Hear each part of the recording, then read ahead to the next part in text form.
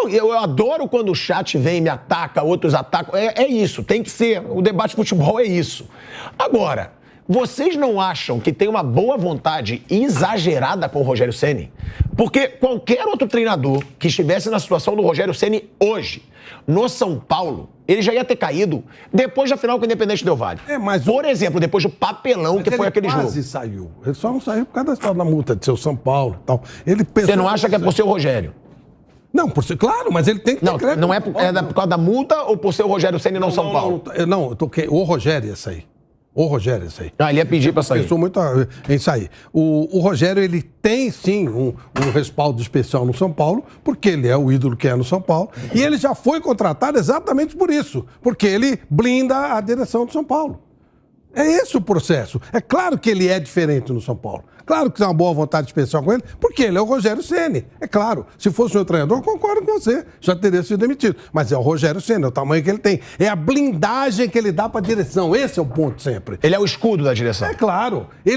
Ninguém se intromete no trabalho do Rogério lá. Ele faz o trabalho dele. Isso ainda bem, porque nesse tempo de 1 ano e meio aí, provavelmente não seria um treinador a ser vendido no São Paulo. Então, seriam uns 3 nesse 1 ano e meio. Essa é uma verdade. O São Paulo deixou ele trabalhar. Deixa ele trabalhar. E aí ele tem uma blindagem. Agora, pode vir quem quiser. O São Paulo é limitadíssimo. São Paulo tem dificuldade financeira. São Paulo não consegue. São Paulo vende qualquer jogador que tiver interesse. O São Paulo perde moleque da base. Perdeu o moleque da base. A dificuldade de pagamento em dia. Não vai mudar nada. Só que o escudo parece que ficou mais fragilizado. Os jogadores estão enchendo o saco com o negócio do Marcos Paulo, que, aliás, teve uma comemoração de gol muito criativa. Eu achei bem interessante. Ele fez assim e tal. Eu acho que eu vi em algum lugar, mas eu não lembro. Mas gostei da criatividade dele, foi legal. Então, depois disso, o ambiente ficou ruim. E aí acharam que era mais fácil tirar o treinador. Só que aí tem uma multa, o Rogério Ceni. Então, você vai gerando um desgaste. Vai fazendo fritura, vai enchendo o saco. Então, eu não sei, talvez o Rogério entre aí na coletiva e fala, tô indo embora, até logo. Pode ser. Ou senão no domingo, quer dizer, sabe aquele processo que vai fritando o cara? Que eu acho deprimente. Não quer, manda o cara embora, pô. Eu acho isso deprimente, eu acho que não tem sentido, mais ainda sendo o Rogério Ceni, que sim, tem que ser visto de maneira diferente no São Paulo. Muito mais carinhosa, muito mais respeitosa. O Rogério Ceni é o Zico do Flamengo. Você tem que respeitar, é diferente. É o Rivelino do Corinthians, é outro cara, é outra coisa. Não é um treinador normal. Ele é o Rogério Ceni, ele é o cara. Ele fez muito mais pro São Paulo sozinho do que todos esses jogadores dos últimos 10 anos. Ele só... mas isso é óbvio. Isso é óbvio. Por isso. Então, mas é o que eu falo, é separar o ídolo do treinador. Claro. Que é o que eu faço. Eu respeito muito a história do Rogério, mas eu não acho ele um grande treinador, como se fala. Ainda não. E eu acho que ele pode crescer bastante. E, sinceramente, acho que é muito bom para ele se ele deixar o São Paulo. Porque ele vai ficar marcando passo. Ele está no São Paulo. O São Paulo não dá futuro para treinador nenhum. O que vier aí vai ter problema, porque é a mesma coisa. Um time limitado, falta de grana, problemas, essa coisa toda de poder de um monte de conselheiro, ter que fazer negócio que eu digo é negociação, né? Política dentro do clube e tal. Esse negócio dessa torcida uniformizada, que vai do lado que é interessante politicamente para alguns lados. Então é um clube que não tem futuro, não tem, São Paulo não tem solução a curto ou médio prazo, se é que vai ter solução. A solução chama-se SAF, mas a autossuficiência não permite que o São Paulo... Até o Flamengo já está falando de SAF e o São Paulo está com o narizinho empinado. Não, aqui não, tal, não sei o quê. Então não tem solução. Vai moendo o treinador, vai moendo. Aí vem o Dorival, que é o cara que eles querem. Vai durar quanto tempo? 6 meses, 7 meses, 8 meses? O Dorival vai conseguir alguma coisa em São Paulo? Não. Então é isso, vai trocando. O verdadeiro problema vai sendo empurrado com a barriga por causa do treinador. Só que o Rogério é diferente, porque o Rogério é o Rogério. É o cara do São Paulo, é o cara diferente, é um cara especial. Se não, como você falou, eu concordo. Qualquer outro treinador já teria saído depois do Independente Del Valle. Piperno, você falou do otimismo, né, da alegria do Chacon, quando ele falou do Nestor agora no final do jogo. Que ele falou que baita passe, tem que enxergar um ponto positivo do Nestor pro gol. Agora, tem ponto positivo do São Paulo no jogo de hoje? E tem como o torcedor ter esperança no São Paulo depois dos últimos jogos do São Paulo? Porque a gente fala do jogo do Água Santa, a gente fala do jogo do Ituano, a gente fala do jogo... Até o do Botafogo eu achei um pouquinho melhor. Talvez não merecesse perder pro Botafogo. Na minha opinião ali, um empate, né? O São Paulo não foi pior que o Botafogo. Aí agora o jogo de hoje, que ganhou, mas também um jogo péssimo. O que o torcedor ele pode esperar para esse ano do São Paulo? Porque tem muita gente que diz... Olha, esse ano pode lutar contra o rebaixamento. O Vampeta discordou. Falou, não vai. vocês acham que esse São Paulo pode perigar, não de ser rebaixado, mas de ficar naquele drama, de sair de perto da zona, ou não? É um time para ficar ali no meio da tabela e quem sabe até numa zona de Libertadores. Você cometeu um ato falho aí que foi muito engraçado. Você acabou de falar do São Paulo sair de perto da zona. Porque parece que é o que São Paulo vive hoje, né? Embora esse tipo de estabelecimento, segundo aí o anedatório popular e tal, é mais organizado, né? Mas, vamos lá. O São Paulo, e eu disse que acho que o único momento engraçado do jogo foi quando o Chacon falou isso aí. O Chacon se esforçou, porque realmente eu fiquei preocupado com o Chacon durante essa transmissão hoje, porque ele estava muito melancólico, e isso denuncia o estado, né, de coisa de São Paulo. Porque para deixar o Chacon assim, olha... Mas veja, o Flávio fica me tirando uma onda, né, dos jogos aí de, digamos, médio e baixo escalão do futebol no mundo, fica olhando ficha técnica. Não é onda, eu acho isso louvável. Mas você sabe, Flávio, uma coisa que me preocupa em relação ao São Paulo. Quando eu entro, por exemplo, vou olhar a classificação da segunda divisão da Alemanha. O Hamburgo está lá faz 5 anos. E olha, caiu para 3º lugar, acho que já corre o risco de não subir de novo. O Hamburgo já foi campeão de Champions. Você vai, por exemplo, algum outro país grande aí, vamos imaginar a França. O Saint-Étienne, que até a ascensão do PSG aqui tinha sido o clube mais vezes campeão francês. Estava correndo o risco outro dia de ir para 3ª, agora conseguiu melhorar um pouquinho. Então, há muitos times importantes na Europa que acabaram caindo e não voltaram mais, ou pelo menos estão lá.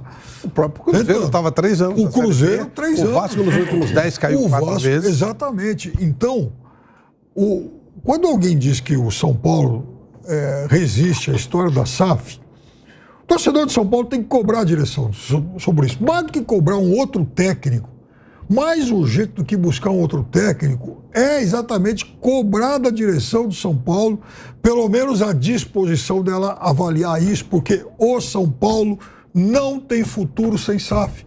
Como é que o São Paulo vai pagar essa dívida milionária com a porcaria, com o time fraquinho que tem? Então, qual seria a perspectiva do São Paulo para os próximos 10 anos, se ele não recorrer a isso? Veja, eu já citei aqui, e olha, essa história é antiga, porque eu me lembro que eu cheguei a falar sobre isso no outro canal onde eu trabalhava antes. Eu li, foi em 2020, 2021, acho que em 2020, uma entrevista do presidente Mário Bittencourt do Fluminense. E ele estava contando os dramas lá do Fluminense. Falou, às vezes eu estou aqui numa reunião, alguém interrompe que chegou um oficial de justiça porque apareceu uma outra dívida que ele nem tinha conhecimento disso. Então, toda hora aparece alguma coisa, fica muito difícil assim e tal. E eu acho que o Fluminense só vai ser um clube sustentável em 8, 9 anos. Mário Bittencourt falou isso. Eu acho até que o Fluminense está queimando etapas, está fazendo trabalho direitinho, e o Fluminense está voltando a se estruturar. São Paulo não fez isso. Mas é isso que eu falo, porque a gente fala, a única solução do São Paulo é a SAF. Por quê? Se o Flamengo saiu da Pindaíba, o Palmeiras saiu... Não é diferente, Piperno. Piperno, o Palmeiras caía pra Série B, o Flamengo numa draga, dívida pra caramba. Uma hora se equilibraram. Esse discurso induz o torcedor de São Paulo a achar que vai ser a mesma coisa. E não... Mas eu não digo achar que vai ser a mesma coisa, mas eu digo que tem solução. Se tiver dirigentes que tenham vergonha na cara, é só você deixar de ganhar títulos há alguns anos, deixar de fazer contratações mirabolantes e tentar equilibrar a finança. E o Paulo Nobre chegou lá, ele fez um diagnóstico do clube e colocou um dinheiro. Mas também não tem. Mas não tem nenhum bilionário São Paulino. Não tem nenhum. Querem. Mas não quer, pilhador. Gente, será que então o São Paulo... São Paulo tem uma São Paulo não tem jeito? Isso lá, então, lá dentro. Mas não quer. Mas será que se ele enxergar organização ele não vai querer? Porque ele sabe quem tem do lado ali. Mas é isso que eu tô te falando. Mas é quase uma utopia. Mas isso é uma utopia. Mas era uma utopia no Flamengo também. Não, era no Palmeiras. Lá é. Gente, vocês acham que o palmeirense, Flávio, seja sincero, o palmeirense que viu o Palmeiras ser rebaixado, que por muito pouco não foi rebaixado, foi salvo pelo Santos, antes de dar a volta por cima. Vocês acham que o palmeirense achava que ele ia estar vivendo essa fase agora? Não. O rubro-negro eu dou certeza pra vocês. Também não achava. É que as dívidas hoje elas estão ficando cada vez maiores. Elas são muito maiores do que eram de 10 anos atrás do Flamengo, do que foi do Palmeiras. Então, consertar a rota naquele momento foi menos difícil do que hoje. Como é que vai fazer hoje, analisando friamente? Porque esse investidor, esse Abílio Diniz da vida que vocês citaram, ele vai olhar para o São Paulo e falar, bom, essa atual direção de São Paulo, a coisa na qual ela mais se esforçou foi para mudar o estatuto para ter reeleição. E tem muita briga lá dentro, né? É muito difícil de você chegar no acordo. São Paulo sofre muito com esse negócio político. Entra quem entrar. Mas então, é isso que eu falo, todo clube sofria isso. Então, tem que acabar com isso. Sim, mas tem jeito, é o que eu falo, o jeito tem, é só ter vergonha na cara. Não, mas não vai ter. Então, mas não parece ter, Pilhado, não parece. Eu acho até que o... Ó, Flávio, antes de você falar, eu só vou fazer um complemento aqui. O presidente do Fortaleza, tá? O Marcelo Paz. Sim. Ele tirou o Fortaleza da Série C. O Fortaleza estava na Série C, se eu não me engano, há 8 anos. Bom tempo. Série C. O Fortaleza era humilhado pelo rival Ceará, pela torcida do Ceará. Ele chegou... O Fortaleza disputa pelo segundo ano consecutivo, chegou aí na pré-Libertadores. O Fortaleza ganhou a Série B. O Fortaleza ganha títulos constantemente no Nordeste. Faz bonito no Campeonato Brasileiro. E ele disse pra mim, ele falou, Thiago, se um time tem torcida grande, ele pode sair, eu vou falar, da merda. Ele pode sair da merda. Porque o que te traz dinheiro é você saber trabalhar com a sua torcida. A torcida do São Paulo é gigante. A torcida do São Paulo tá lotando tudo que é jogo. Tem como sair. É só querer, pô. Não, é só ter capacidade e não precisar... Por exemplo, qual é a negociação que qualquer presidente do São Paulo tem que fazer? Qual é a primeira coisa que tem que fazer? Negociar. É um partido, o São Paulo é um partido político. Aliás, são vários partidos políticos dentro do grupo. Sim. E aí você tem que negociar, você tem que dar um cargo aqui, um negócio. Tem centrão no São Paulo. E aí você não consegue andar, você fica fazendo negociação política o tempo inteiro. E não acho também que o Abílio Diniz tenha nenhuma vontade de botar dinheiro no São Paulo. Também acho que ele gosta de agitar, ele gosta de... Não, eles citaram o Abílio. Eu falei, não tem nenhum cara que queira botar um dinheiro no São Paulo. Ele é um cara influente lá dentro também, mas nada de agitar. O São Paulo precisa de alguém de fora, que vem sabe, tipo assim, um russo, um árabe. Não tô nem dizendo que eu seja a favor ou contra, mas tem que ser um negócio assim. Uma empresa grande, pesada de fora.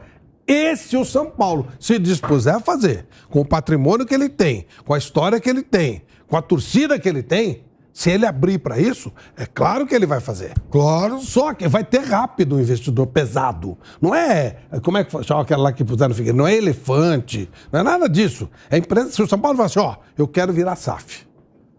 Botar no mercado. Vai entrar vai ter patrocinador enorme por toda a história que o São Paulo tem. Só que ela está diminuindo. Vai, vexame, vai começando a ficar menor. Então, é isso que eu tô falando. Você tá falando de empresa de fora. Então você tá falando que SAF também é a única solução. É. Mas é isso que eu não acho. Ah, mas com certeza. Porque eu acho que se o Palmeiras teve jeito, se o Flamengo teve jeito, é porque eu acho que muitas vezes a SAF, ele não torna um time campeão. Não, então, mas aí não torna, ele pode tornar lucrativo. Você vê a SAF que você quer. O Palmeiras hoje, ele funciona como uma empresa. A Leila hoje ela é praticamente dona do Palmeiras. O Paulo Nobre criou uma situação, hoje é assim que funciona. O Flamengo, você sabe que ele tem um grupo lá que manda e tudo. O São Paulo, não. O São Paulo é negociação constante. Negocia ali, vira uma coisa política. Então, para mim, a única solução, como nesse estado de coisas do São Paulo, essas eleições assim, por diferença de 2, 3 votos e tal, não sei o quê, não vai a lugar nenhum. Se mudar de lado, vai mudar muito pouco. Aqueles caras que mudam junto e tal, não vai mudar nada. Então, tem que fazer uma limpeza geral, trazer uma empresa de fora, grande, enorme, grupo americano, grupo um fundo de investimento inglês, aí é outro papo. Mas se o São Paulo teria que se dispor, mas qual é a conversa lá? Ah, nós estamos avaliando. O São Paulo é tão valioso que é difícil. Então, até contratado. Então eles avaliam a hipótese da SAF. Não. Não, é aquela coisa de estamos avaliando, mas sabe aquele negócio de, sabe... Miguel. Como é que chama? Protocolo de intenção? Não é nada. Então, tem que ver quanto vale o Morumbi, tem que ver quanto vale a parte social, tem que ver quanto vale o Cotia. É verdade. Mas isso um dia tem que acabar, não acaba. Quanto vale o nome São Paulo, a marca São Paulo? Tem que fazer, claro que tem. Mas não tem vontade de fazer. Sabe aquele negócio de vamos correr para não chegar? Porque o São Paulo é soberano, porque o São Paulo ganhou tudo desse jeito aqui. Mas isso foi há 20 anos, a coisa mudou, o sistema é outro. São Paulo, com essa consciência, não vai a lugar nenhum. Eles não abrem para cara de fora, para chegar, para investir. O que São Paulo quer fazer? 49%, o cara bota dinheiro, a gente administra. Quem vai fazer isso? Quem? Você me dá o teu dinheiro, eu administro tua vida. Para, né, velho? Não dá. Ô, Fausto Pavara, você narrou a partida e eu tava vendo a sua indignação durante o jogo, criticando a atuação do São Paulo. Em alguns momentos você falava vergonha.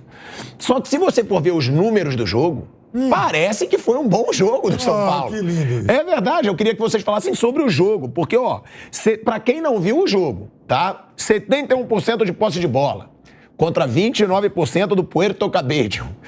498 passes certos, 88%.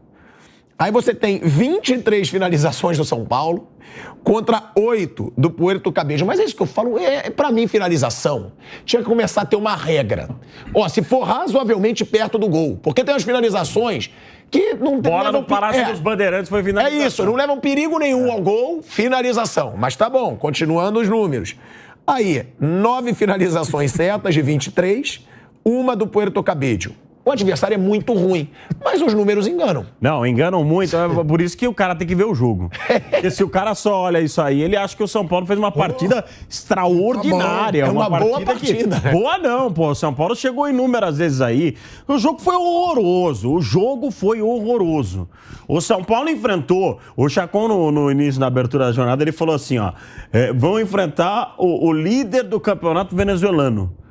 Sabe o que significa o campeonato? Com todo respeito ao povo da Venezuela, mas tô falando em termos de futebol, tá? Significa nada, absolutamente nada. É um time inexistente, é um time fraquíssimo, que há pouquíssimo tempo se tornou um time profissional. O São Paulo não, o São Paulo é um time campeão do mundo 3 vezes, São Paulo é um time campeão do mundo, campeão da Libertadores 3 vezes, 6 vezes campeão brasileiro.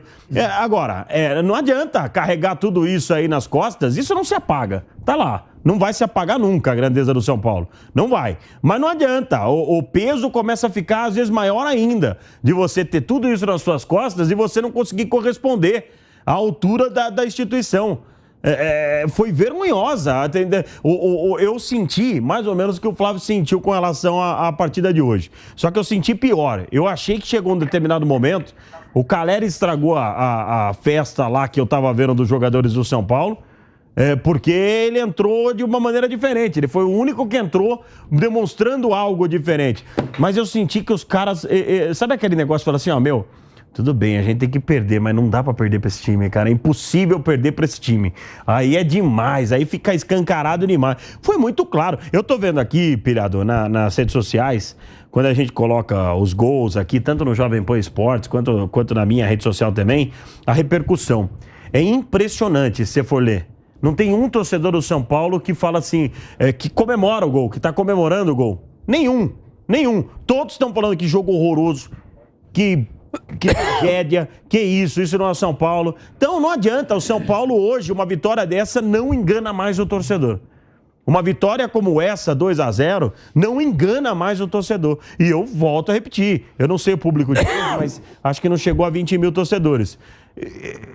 Esses 20 mil torcedores que estiveram no Morumbi, esses caras merecem prêmios, cara. Porque, você vê um jogo do São Paulo contra um time baba desse e jogando o que tá jogando... Eu acho um total desrespeito, não só desse time aqui, mas de... Você falou do elenco do ano passado também, né? Mas eu não consigo... Eu achava melhor que esse. Mas eu não consigo... Eu não consigo ver, por mais que o São Paulo tenha feito alguns anos... Olha, o São Paulo fez um joguinho legal, chegou a uma final. Isso não é nada pro São Paulo, cara.